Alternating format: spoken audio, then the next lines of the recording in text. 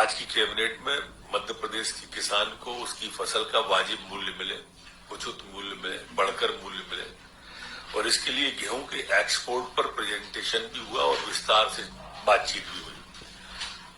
Variety तक पर बात हुई, मतलब इससे आप मुख्यमंत्री की गंभीरता का अंदाजा लगाएंगे कि सरवती क्या भाव जाएगा, लोकमन क्या भाव जाएगा, कठिया क्या भाव जाएगा।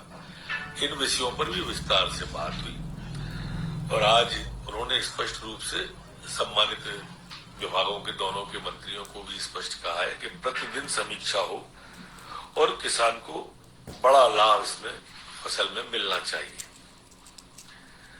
आज की जो बैठक थी उसमें किसानों से जुड़े अनेक और निर्णय भी हुए, जिसमें हमारे किसानों की जलावर्धन योजनाएं जो है, त्योथर माइक्रो सिंचाई परियोजना की प्रशासकीय स्वीकृति आज कैबिनेट के द्वारा दी गई। इसमें 89.83 करोड़ रुपए की आज प्रशासकीय स्वीकृति कैबिनेट के द्वारा दी है, जिसकी सिंचाई क्षमता 7,600 हेक्टेयर रखी गई है और 52 गांवों को इसमें त्योथर के 52 गांवों को माइक्रो सिंचाई योजना का लाभ मिलेगा। इसी तरह से पांगरी मध्यम सिंचाई परियोजना की प्रशासकीय स्वीकृति आज कैबिनेट के द्वारा दी गई है। ये पांगरी मध्यम हौज सिंचाई परियोजना की लागत 145.10 करोड़ और सिंचाई क्षमता 4,400 हेक्टेयर रबी सिंचाई की अनुमति दी गई है।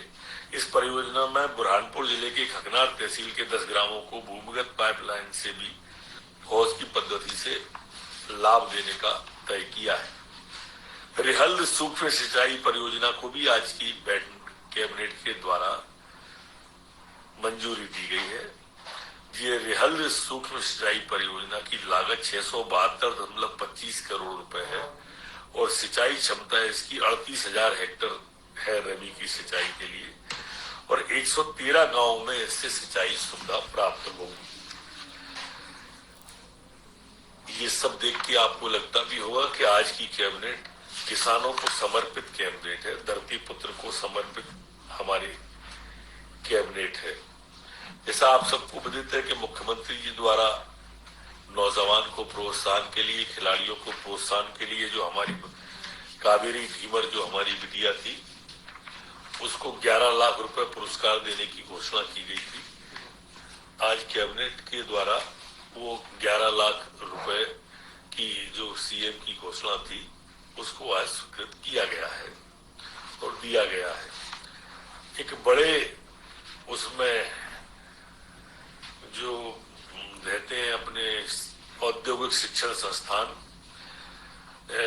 इनमें अधिकारियों के स्वीकृत पदों में से रिक्त पदों के विरुद्ध 11 माह हेतु मेहमान प्रवक्ता के रूप में 125 रुपए प्रति घंटा ITI जो हमारे कॉलेज हैं, उन ITI कॉलेजों के अंदर अब 125 रुपए प्रति घंटा, अधिकतम 5 घंटे और 14,000 रुपए स्वीकृत मानदेय हमारे अतिथि विद्वान जो होते हैं ITI के, उनको देने का आज तय किया है।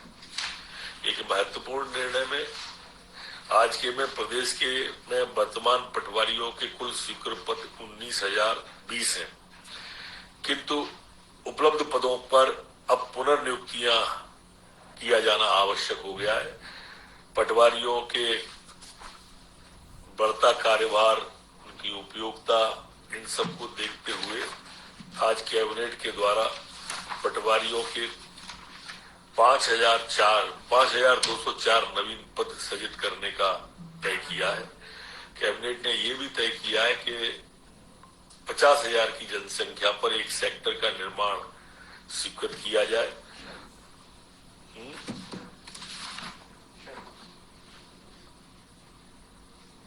एक सेक्टर नगर सर्वेक्षक का पद स्वीकृत किया जाए। इस तरह के प्रस्ताव भी आज की कैबिनेट में आए हैं और इस तरह से इसको 3 साल के अंदर इन पटवारियों की भर्ती को किया जाए, पहले बड़े लॉट के रूप में इसे स्वीकृत किया जाए। ये मध्य प्रदेश की कैबिनेट ने तय किया है। एक अन्य निर्णय में जो महत्वपूर्ण भी है हमारे बच्चों की दृष्टि से, एक नवाचार मध्य प्रदेश की सरकार करने जा रही है।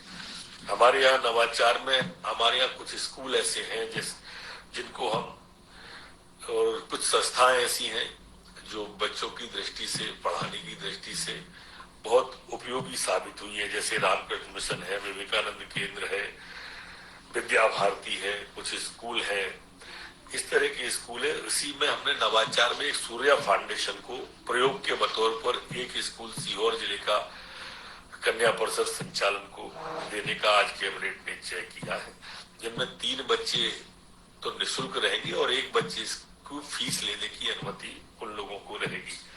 इससे शिक्षा के क्षेत्र में गुणात्मक सुधार आएगा और हमारे अगर इसमें सफल होते हैं तो समोदय विद्यालय जो मजदूरों के बच्चे हैं उनके बारे में जो चल रहे हैं उनमें ये प्रयोग किया जाएगा।